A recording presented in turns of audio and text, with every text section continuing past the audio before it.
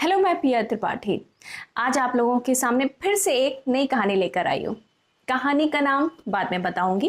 पहले मैं आपको ये बताना चाहती हूँ कि देखिए, मतलब आप तो नहीं देख सकते हैं क्योंकि मैंने अपना ट्राइपॉड फिक्स किया हुआ है, लेकिन मैं आपको बता रही हूँ कि बाहर टेरेस पे बहुत बारिश हो रही है। मतलब सब जगह बारिश हो रही है। टेरेस पे मैं देख पा रही हूँ क्योंकि मैं यहाँ बैठी हुई हूँ। तो बड़ी मुश्किलों के साथ मैं ये कहानी सुनाने जा रही हूँ आपको। तो प्लीज़ लाइक, शेयर और सब्सक्राइब करना ना भूलें। तो चलिए अब जल्दी से कहानी शुरू करते हैं। पहले कहानी के बारे में नहीं, एक्चुअली इस बुक के बारे में मैं आपको बताना चाह रही हूँ। ये बुक शोभा यात्रा, आज जो मैं आप लोगों के सामने कहानी लेकर आ रही हूँ, ये कहानी मैंने इसी बुक में से पढ़ी है और ये बुक भीष्म साहनी जी ने लिखी है। तो चलिए हम कहानी शुरू करते हैं। देखिए, आपको शायद आवाज आ रही होगी बारिश की। मुझे लग रहा मैं कैसे करूंगी, भीग रही हूँ। तो फाइनली मुझे कहानी सुनाने के लिए यहीं आना पड़ा। वैसे रूम को तो देखकर आप लोग समझ ही गए होंगे कि मैं यहाँ क्यों आई हूँ। अरे, आप लोगों को बताया था ना कि बारिश हो रही है ऊपर। नहीं, कहानी नहीं कह सकती थी वहां पर। तो चलिए अब यहाँ आ गई हूं मैं, तो अब हम कहानी शुरू करते हैं। कहानी का नाम है फैसला। कहानी के लेखक हैं भीष्म साहनी। उन दिनों मैं और हीरालाल अक्सर शाम को घूमने जाया करते थे। शहर की गलियां लांघ कर शहर के बाहर खेतों की तरफ निकल जाते थे। हीरालाल को बातें करने का बहुत शौक था और मुझे उनकी बातें सुनने का। वो बातें करता तो लगता जैसे जिंदगी बोल रही है। लगता जो कुछ किताबों में पढ़ा है सब गलत है। व्यवहार की दुनिया का तो रास्ता ही दूसरा है। हीरालाल मुझसे उम्र में बहुत बड़ा नहीं है, लेकिन उसने दुनिया देखी है। बड़ा अनुभवी और पैनी नजर का आदमी है।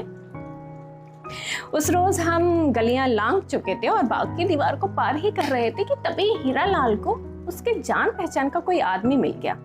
हीरालाल उससे बगलगीर हुआ और तपाक से बतियाने लगा, मानो ऐसे जैसे बहुत दिनों बाद उससे मिल रहा हो।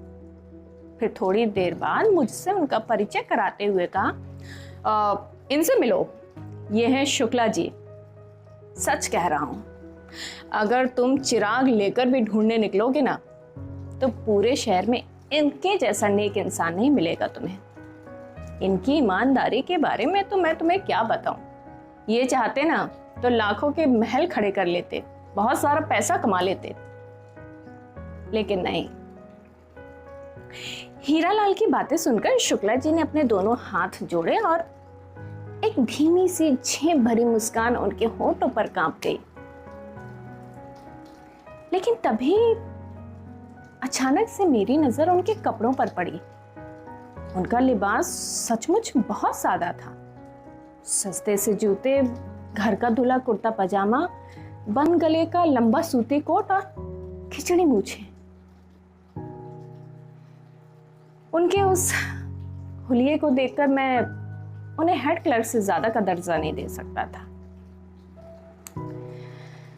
हीरालाल आगे बताने लगा कि जब तक इन्होंने सरकारी नौकरी की है ना, एक पैसे के रवादार नहीं हुए हैं। हम दोनों साथ में ही नौकरी करने लगे थे, लेकिन पढ़ाई के बाद ये फौरन एक कंपटीशन में बैठ गए और कामयाब भी हो गए और जल्द ही फिरोजपुर में जज बनकर नियुक्त हुए थे। हीरालाल की बातें सुनकर मैं भी प्रभावित होने लगा। शुक्ला जी अभी भी लजाते दोनों हाथ जोड़े खड़े थे और अपनी तारीफ सुनकर सिकुड़ते जा रहे थे। अच्छा, इतनी सी बात तो मुझे भी खटकी कि साधारण सा कुर्ता पजामा पहनने वाले लोग आमतौर पे जज या मजिस्ट्रेट नहीं होते हैं। नहीं, अगर जज होता तो कोट पैंट पहनी होती और दो चार अर्दली आसपास घूमते नजर आते। इतने साधारण से कपड़ों में भी क्या कोई जज हो सकता है? खैर, हम उनका कुशल क्षेम पूछकर आगे बढ़ गए। ईमानदार आदमी इतना ढीला ढाला क्यों होता है, इतना झेपता सकुचाता क्यों है, ये बात मेरी समझ में आज तक नहीं आई। शायद इसलिए कि ये दुनिया पैसों की है, और अगर जेब में पैसा हो तो आत्मसम्मान की भावना भी अपने आप ही आ जाती है। लेकिन अगर जूते सस्ते हो, कुर्ता पजामा घर का धुला हो, तो दामन में ईमानदारी भरे रहने के बावजूद भी इंसान झेपता और सकुचाता ही रहता है। यही अगर शुक्ला जी ने पैसा कमाया होता, भले बेईमानी से कमाया होता, तो उनका चेहरा चमकता, हाथ में अंगूठी दमकती, कपड़े गमगम करते, जूते चमचमाते, बात करने का रौब भी कुछ और होता।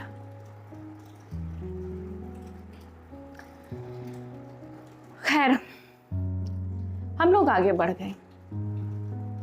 कुछ देर तो मैं और हीरालाल चुपचाप चलते रहे। फिर हीरालाल ने अचानक से कहा, सरकारी नौकरी का उसूल ईमानदारी नहीं, दफ्तर की फाइल है, और उसी के मुताबिक एक सरकारी अफसर को चलना भी चाहिए। उसे इस बात की फिक्र नहीं करनी चाहिए कि क्या सच है और क्या झूठ है, और कौन क्या कहता है। उसे सिर्फ ये देखना चाहिए कि फाइल क्या कहती है। मुझे हीरालाल का ये तर्क बड़ा अटपटा लगा। मैंने उससे कहा कि ये तुम क्या कह रहे हो? अरे हर सरकारी अफसर का ये फर्ज होता है कि वो सच और झूठ की जांच करे। फाइल में तो अनसन कुछ भी लिखा हो सकता है। हीरालाल ने कहा, ना ना ना ना ना ना, दफ्तर की फाइल का सच ही उसके लिए एकमात्र सच है, और उसी के अनुसार उसे चलना भी चाहिए। उसे ये जानने की बिल्कुल कोशिश नहीं करनी चाहिए कि क्या सच है और क्या झूठ है। ये उसका काम नहीं है। मैंने हीरालाल की तरफ सवालिया नजरों से देखा और पूछा कि और बेगुनाह आदमी बेशक पिसता रहे। लेकिन हीरालाल ने मेरे इस सवाल का जवाब नहीं दिया।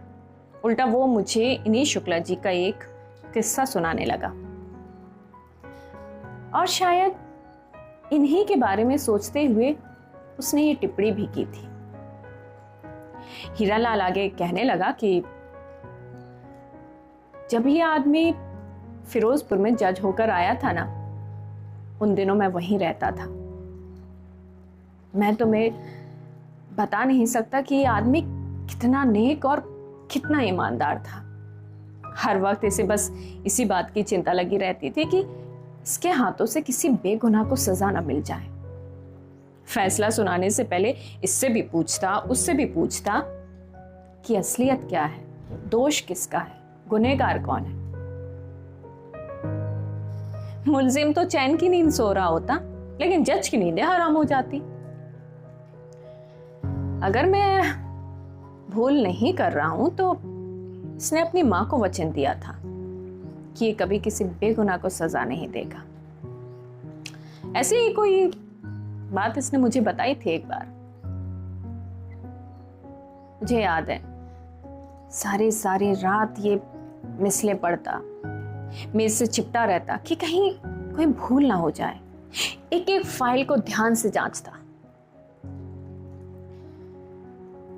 उन्हीं दिनों फिरोजपुर के नजदीक के कस्बे में एक वारदात हो गई। केस जिला कचहरी आया।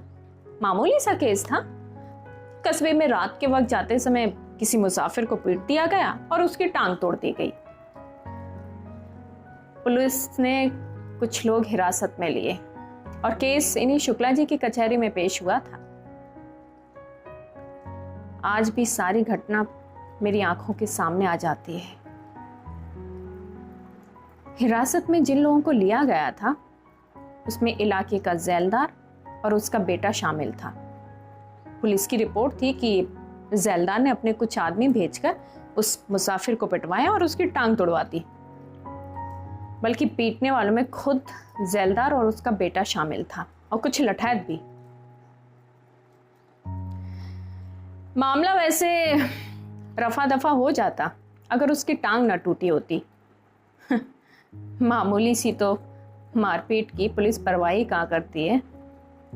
खैर, गवाह पेश हुए, पुलिस ने भी अपनी तहकीकात की और यही पता चला कि ज़ैलदार ने ही उस आदमी को पिटवाया है और उसे अधमरा समझकर वहीं रास्ते में छोड़कर चले आए थे।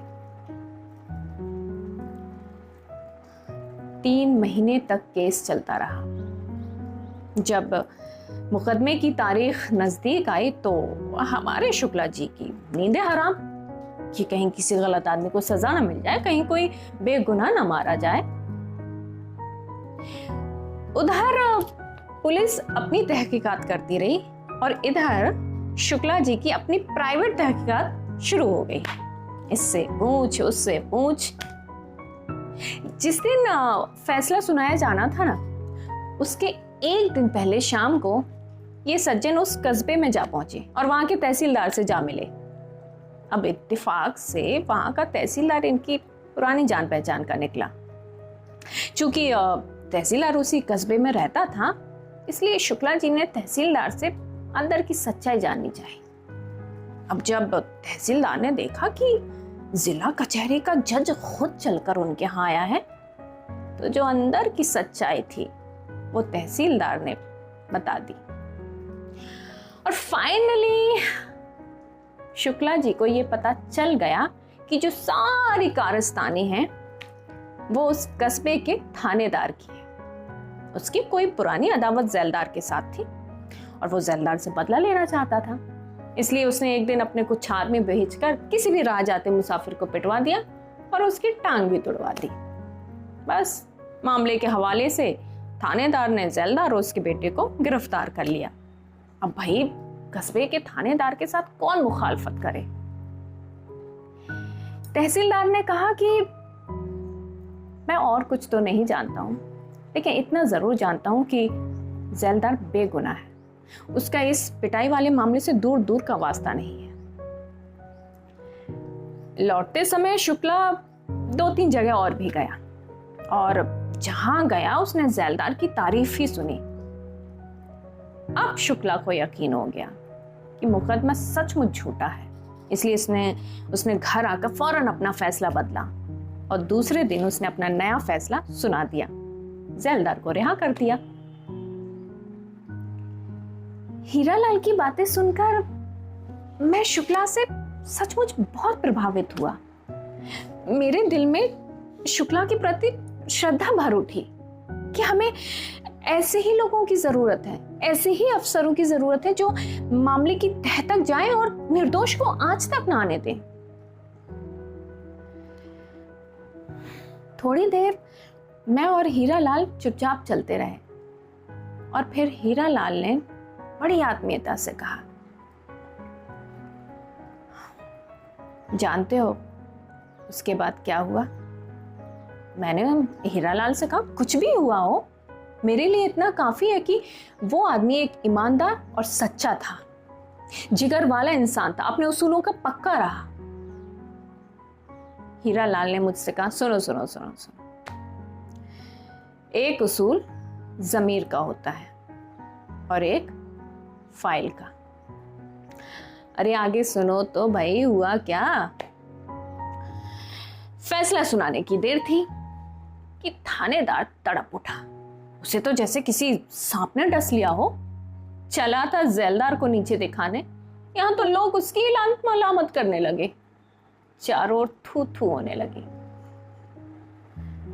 लेकिन वो भी पक्का घाघ निकला। उसने आओ देखा न था, वो सीधा जा पहुंचा डिप्टी कमिश्नर के पास। अब डिप्टी कमिश्नर से मिलते ही उसने हाथ बांध लिए और कहा, हुजूर मेरी इस इलाके से तब्दीली करा दीजिए। डिप्टी कमिश्नर ने कारण पूछा तो उसने कहा, हुजूर इस इलाके पर काबू रखना बड़ा मुश्किल काम है, बड़े चोर और डकैत रहते हैं, लेकिन हुजूर मैं काबू में रखा हूँ। लेकिन हुजूर जहाँ का जज ही रिश्वत लेकर गुनहगारों को रिहा करने लगे, वहां मेरी कौन सुनेगा? अरे वहां का तो निजाम ही चौपट हो जाएगा। अब डिप्टी कमिश्नर उसकी बात सुनता रहा। और इसने सारा किस्सा अपने मुताबिक सुना दिया। इसने साथ में ये भी जोड़ दिया कि हुजूर, जज साहब फैसला सुनाने के एक दिन पहले हमारे कस्बे में तशरीफ लाए थे।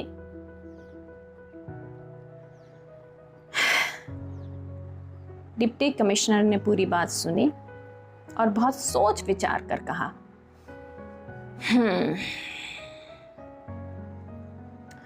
हम मिस्ल पढ़ेंगे।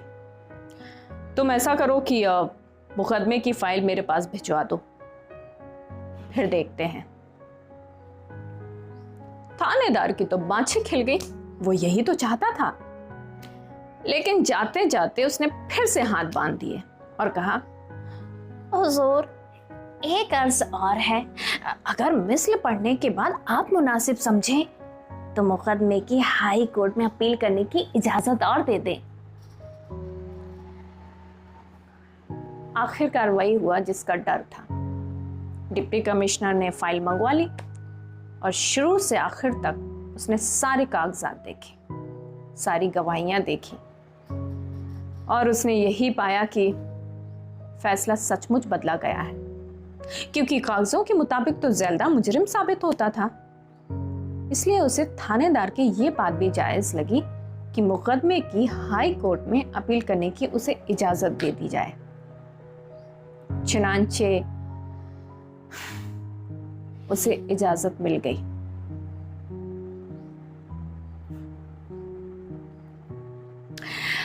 हीरालाल ये बोलते बोलते चुप हो गया। मुझे ऐसा लगा जैसे वो इस घटना के बारे में ना सोचकर किसी और बात के बारे में सोच रहा हो। और फिर उसने अचानक से कहा,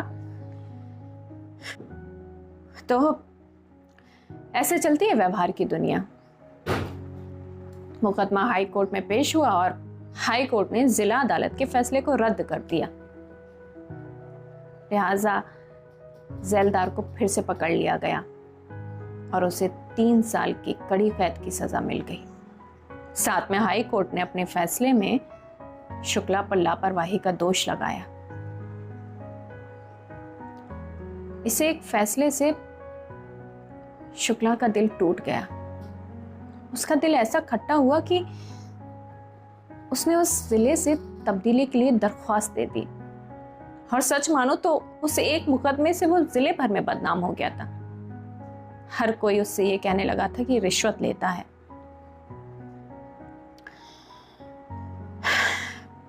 पाँच 6 साल तक वो उसी महकमे में घिसटता रहा। उसका प्रमोशन भी रुका रहा।